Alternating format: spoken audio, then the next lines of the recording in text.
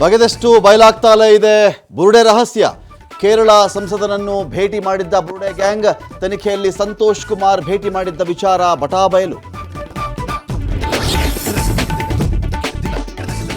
ಗಿರೀಶ್ ಮಟ್ಟಣ್ಣನವರಿಗೆ SIT full grill. ಬೆಳಗ್ಗೆ 10 ಗಂಟೆಯಿಂದ ತೀವ್ರ ವಿಚಾರಣೆ. ಬುರುಡೆ ರಹಸ್ಯ ಬಾಯಿ ಬಿಡಿಸಲು ಕಸರತ್ತು.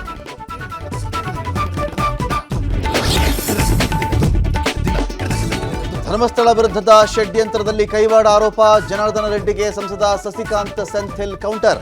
ಮಾನನಷ್ಟ ಮೊಕದ್ದಮೆ ದಾಖಲಿಸಲು ನಿರ್ಧಾರ. ಬ್ಯಾಲೆಟ್ ಪೇಪರ್ ಬಳಕೆಗೆ ಮತ್ತೆ ಸಿಎಂ ಸಮರ್ಥನೆ. ಬಿಜೆಪಿಯವರಿಗೆ ಬ್ಯಾಲೆಟ್ ಪೇಪರ್ ಅಂದರೆ ಯಾಕೆ ಭಯ? ಮುಂದುವರೆದ ದೇಶಗಳೇ ಬ್ಯಾಲೆಟ್ ಪೇಪರ್ ಅಳವಡಿಸಿವೆ ಎಂದ ಸಿದ್ದರಾಮಯ್ಯ.